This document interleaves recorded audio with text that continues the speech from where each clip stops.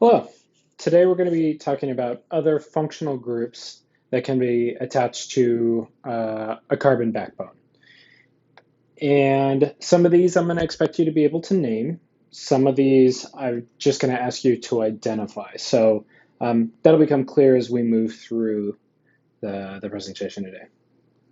So the first group that we're going to talk about are ethers. And the reason that we're starting with ethers is because we actually named them very similar to what we did last time. And ethers have what we call an oxygen bridge, where this R group is an alkyl group. So just some sort of carbon containing chain that we can pretty easily name. And then it's got an oxygen, and then it's got another carbon chain. Could be the same carbon chain, could be a different carbon chain. Doesn't really matter. So if we think about this, what this means is in our molecule, we're going to have a carbon that's attached to an oxygen that's attached to another carbon. And that's going to be the hallmark of an ether. And the reason that we're starting with these is that we name these like alkyl groups. We treat the shortest one of these alkyl groups as an alkoxy. And this is what we're doing. So it's kind of like an alkyl group, but instead of alkyl, it's going to be alkoxy. And so what do I mean by that? Well, if I look at this first example here, I've got a methyl group on one side, I've got an ethyl group on the other side. So we're going to treat this as our alkoxy side. So that's the shortest alkyl oxygen group. So that's going to be our alkoxy. So this, if it was just CH3 by itself, we name it methyl. So this is going to be methoxy. And then this side is just ethane. So that is methoxyethane. That's it. We don't have to worry too much about numbering for this one because if this methoxy group is coming off of the first carbon, then it's carbon 1. If it's coming off of the other one, then that switches it and becomes carbon 1. So we don't actually need the number for this one. We could do 1 methoxyethane, but that's really unnecessary and you don't need to do that. Now we can go over to this other one. Now this other one's good in that it's got some other stuff going on. So we need to number. Well, the ethers get numbered just like all the other branched alkanes. So if we think about it, I could name from this side, or I could number from this side. And if I use the blue, then my numbering is 2 and 4. If I use the green, it's 3 and 5. So we're going to go for lowest numbers possible. Okay? So let's just run through the rest of this. So this is a hexane. And we've got a 2-methyl and a 4-ethoxy, because this has 2 carbons, so that's an ethyl group, so ethoxy.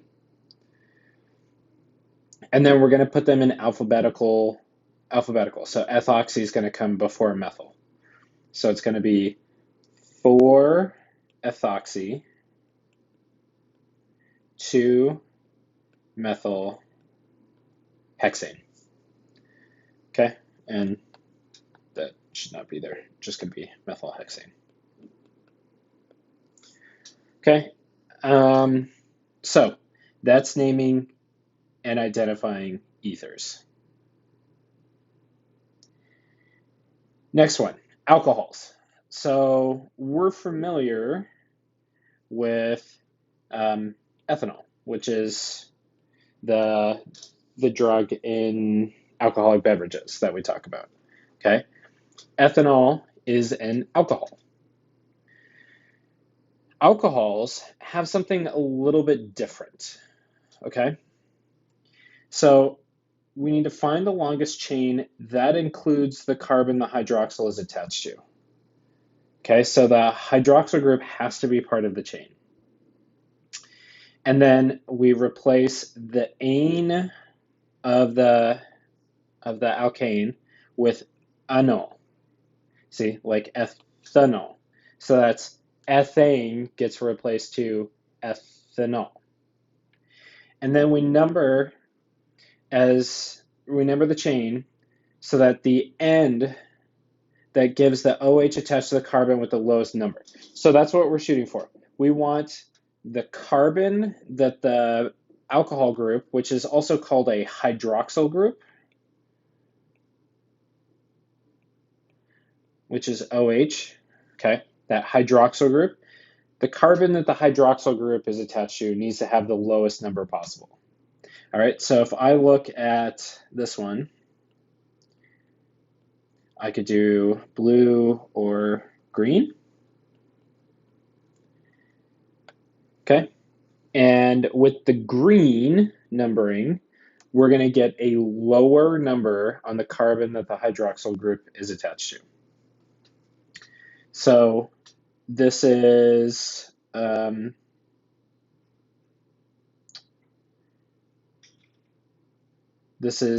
pentanol. Okay, so pentanol, because it's got 5 carbons, pentanol. Now, the numbering for this is a little different, okay? In that the numbering goes right there, right in between the N and the OL. So this is pentanol,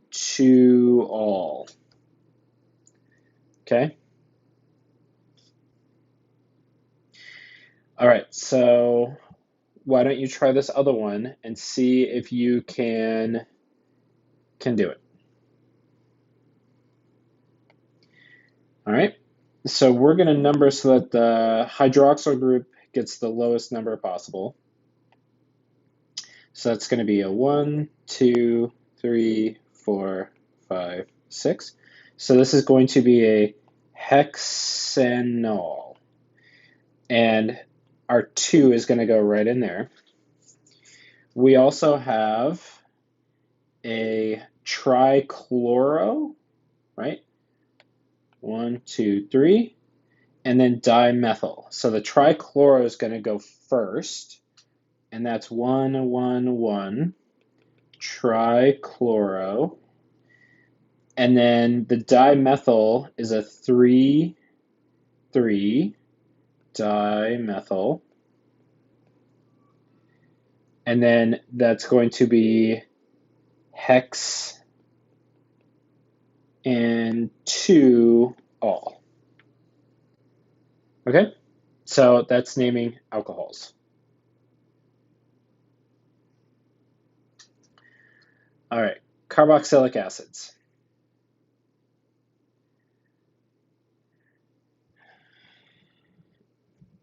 So carboxylic acids contain the carboxylic acid group, which is, some alkyl group connected to an oxygen, a carbon that has a double bonded oxygen within a hydroxyl group attached. So if I look at this carbon here, I've got 2 oxygens attached. One's double bonded, the other one is a hydroxyl group. Okay, now these, it's actually more similar to naming alcohols. So we select as the parent structure the longest continuous chain containing the carboxylic acid group. And we're going to replace the ane with enoic acid. Okay. Number the chains such that the carboxylic acid carbon is atom number 1. Okay. So that's similar to the alcohols in that the alcohol, you try to keep the hydroxyl number the lowest possible. Well, this one, your carboxylic carbon, which is that one right there, is carbon number 1 when you name. And then we treat all the side groups before. And since this is going to be carbon number 1, the number 1 for the acid group just doesn't get included because we know it's going to be carbon 1. Okay, So here's an example. Okay, I have a carbon with a double bonded oxygen and then an OH group. So this is a carboxylic acid, which means I'm going to start my numbering right there. And then I need to do the longest continuous carbon chain containing the carboxylic acid group. So I'm going to go 1, 2, 3, 4, 5. Okay, so this would be pentane. So it's now going to be pentanoic acid.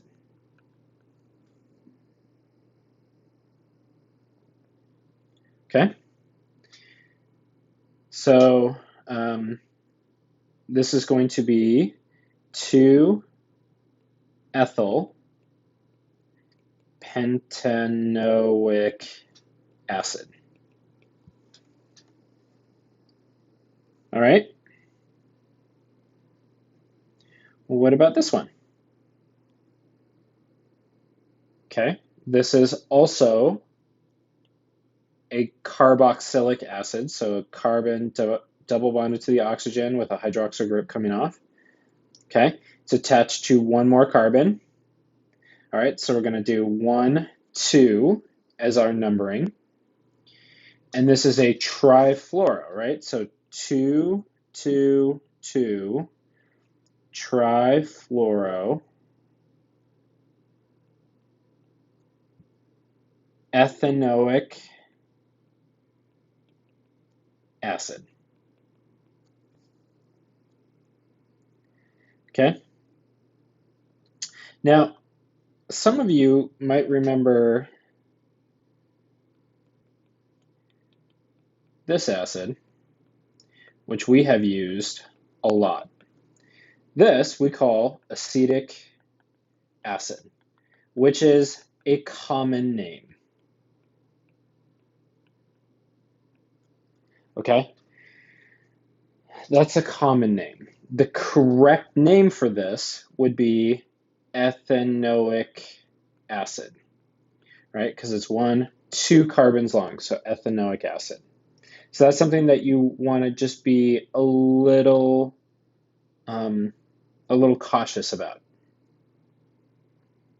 All right, esters.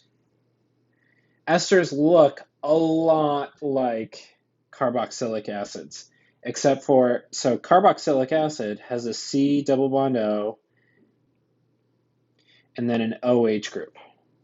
Esters have a C double bond O and then an O and then some sort of carbon containing chain. So we'll call it an R for an alkyl group.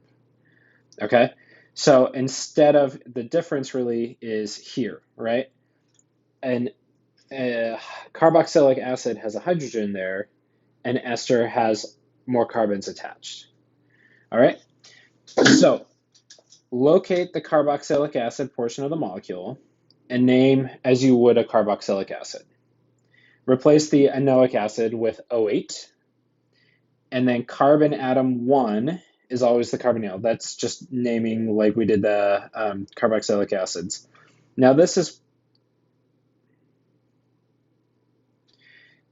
a little confusing. The alcohol portion is named alkyl group in front, as in not a prefix, but this will make more sense in a minute. Okay, so let's look at this compound here. All right, so here is a C double bond O with an O attached. So that's like the start of our carboxylic acid, but then it's got a carbon here, right? So this is really a CH3 here. So this is an ethanoic acid, right? So we go ethanoic acid. And we're going to change that ethanoic acid to ethanoate. Okay? Now, we've got to name this thing.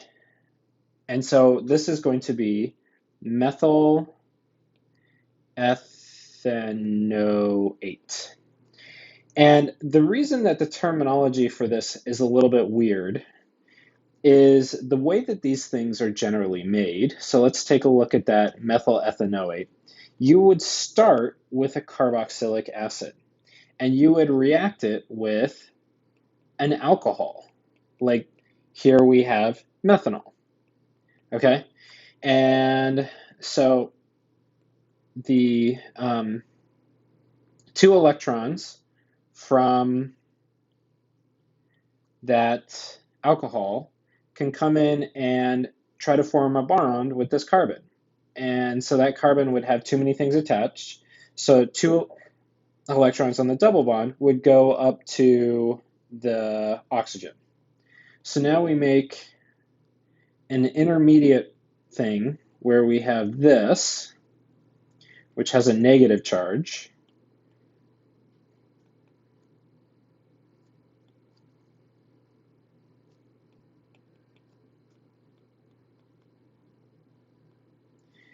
And we have this, which has a positive charge. This oxygen has a positive charge.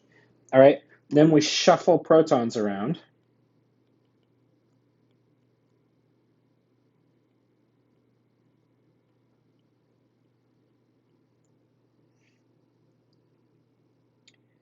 Which still has a negative charge.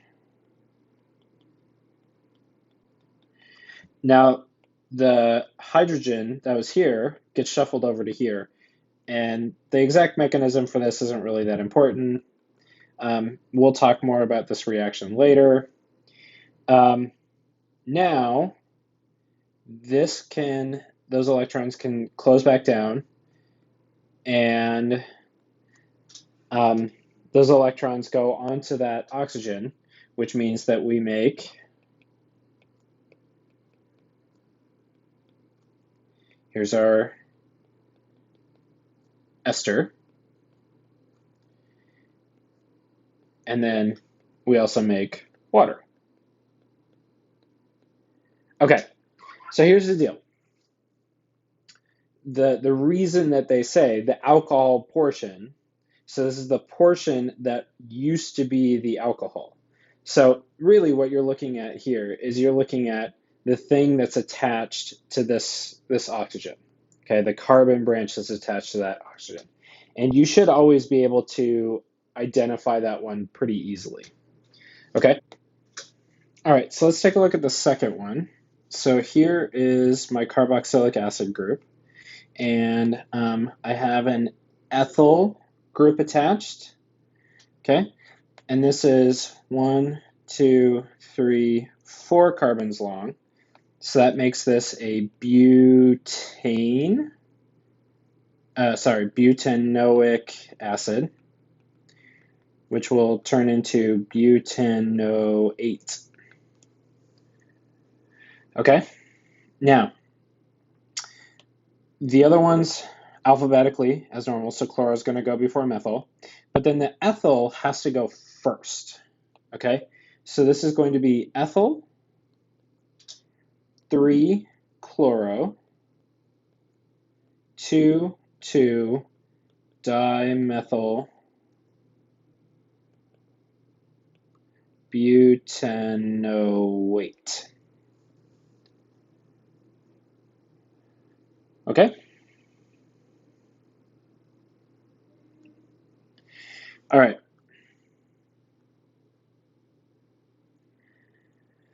So, aromatic hydrocarbons. Actually, naming things on aromatic hydrocarbons. So, aromatic just means that there are kind of double bonds connecting them all around, and you could move them all around.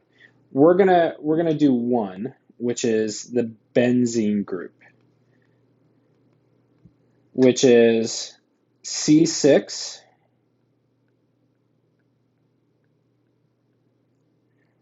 okay, C6H6, and it's got 3 double bonds. And notice that the double bonds could be anywhere else, and all these then have hydrogens. So this is a benzene group. And the way that we're going to do the benzene group is for a lot of things, if like a compound like this, right? There are things that you can name off of a benzene group. So if let's say that I had something that looked like this.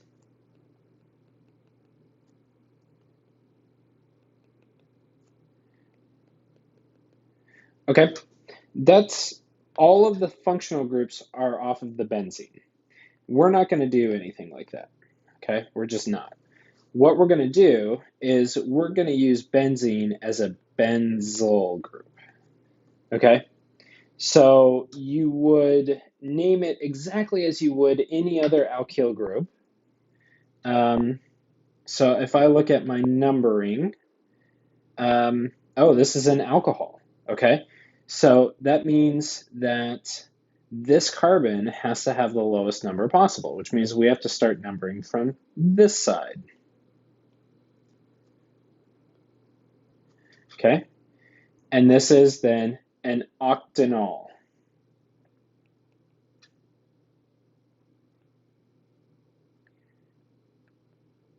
Okay, it's octantriol. All right, now, um, now I name this benzyl group just like any other side chain. Okay, and so my two side chains, or my two functional groups, are the benzyl group and the chloro group. So B comes before C, so benzyl is going to get named first. So this is going to be 6-benzyl, 7-chloro,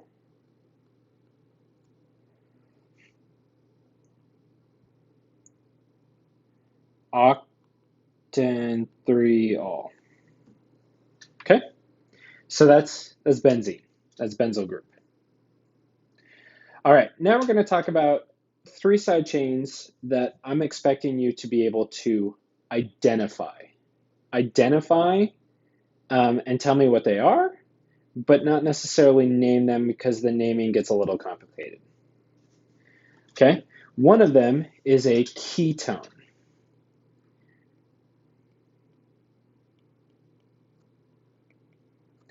All right, now you've seen this C double bond O several places, okay? So this is an important functional group. It's called the carbonyl functional group. Okay, so a ketone has the carbonyl group attached to two other alkyl groups. So like something like this would be an example of a ketone. Okay, now there's also aldehydes. Okay, now notice that this has the carbonyl group and it's got a carbon containing thing on one side, and then the other side is a hydrogen. Okay, so if we look at this carbonyl group, we have four different things attached to it, right? If the thing that's attached to it is a alkoxy, that's an ester, and we know how to name that. If it's an OH, it's an alcohol, that's a carboxylic acid.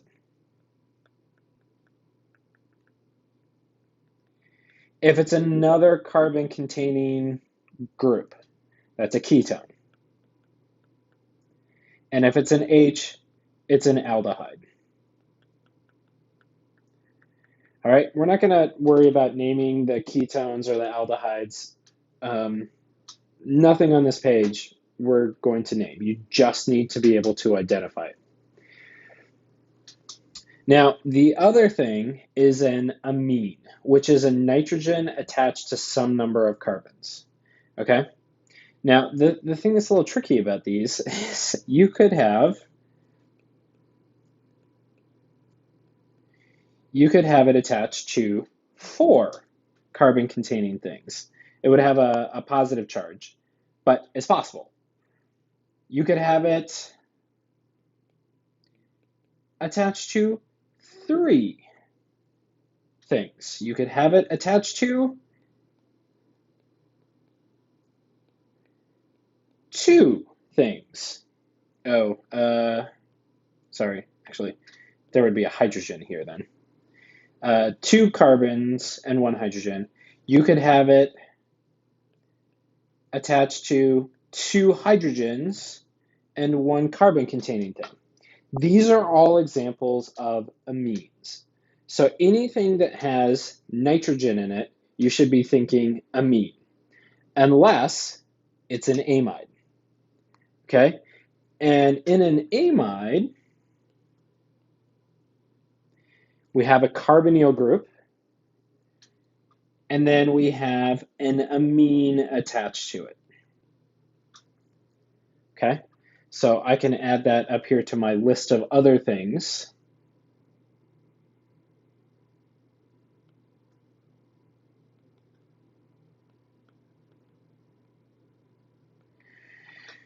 And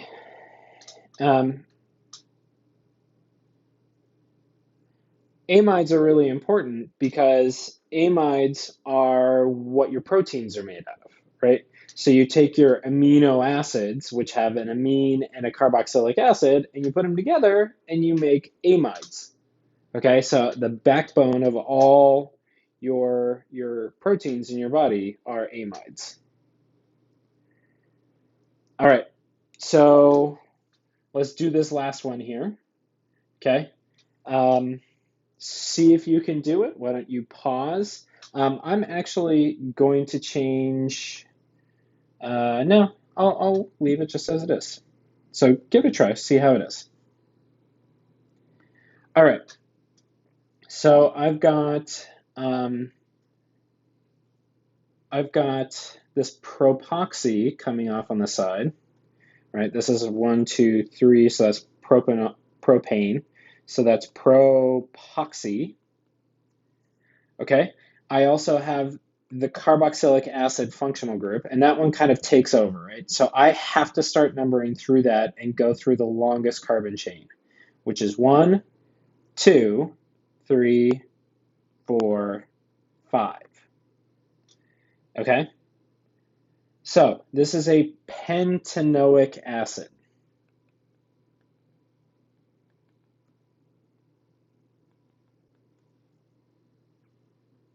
Okay?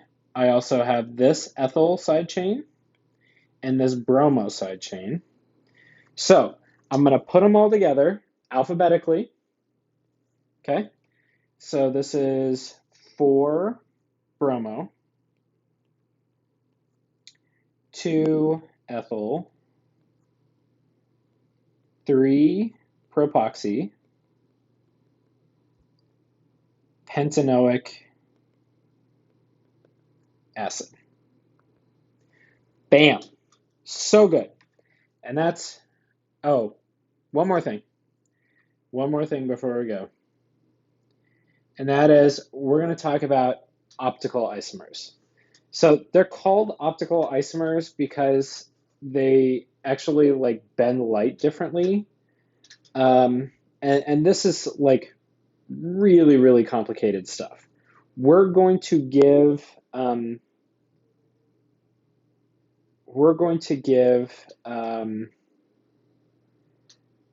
examples. Okay, I'm going to give you some examples. We're going to keep it really, really simple.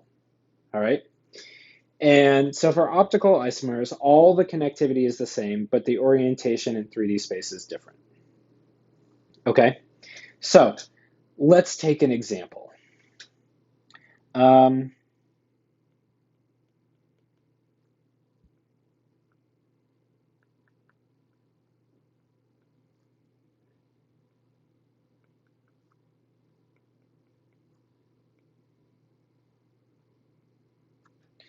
If I compare this compound with this compound,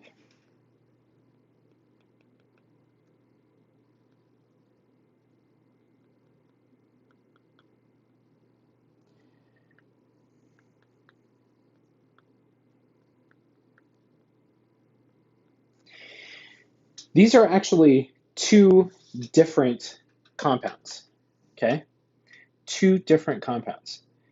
And that's weird. Like they have different properties. And this is actually like really important stuff. Optical isomers, like all the amino acids have optical isomers, which means that our entire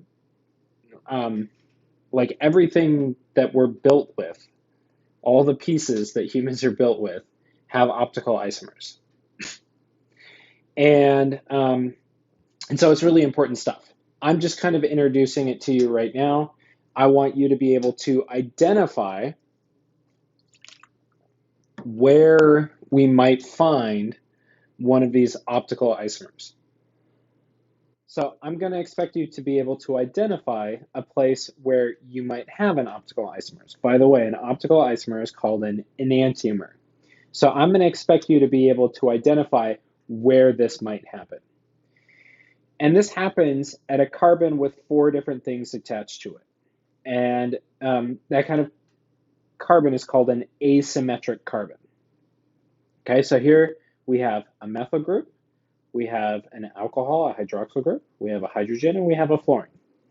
So if I was to take this and then make it like this, okay, now we are no longer an asymmetric carbon. This one is asymmetric, this one is asymmetric, this one is not because it's got 2 hydrogens. So we can go back and we can look at this last one. So I can hunt for chiral carbons. So this one here is not asymmetric, okay, because it's only got 3 things attached. Now I go down to this too. So this has an ethyl group. It has all this mass attached. It's got a hydroxyl group, and the last thing that's attached is a hydrogen, which means that this is an asymmetric carbon. Okay, so that is a place where we could have an optical isomer, an enantiomer. All right, now I come out to here, to the next one. So this, let's do this first. So this has a CH2, so that's not, that has 2 hydrogens, so no asymmetric carbon there. And then this is a CH3, so no there.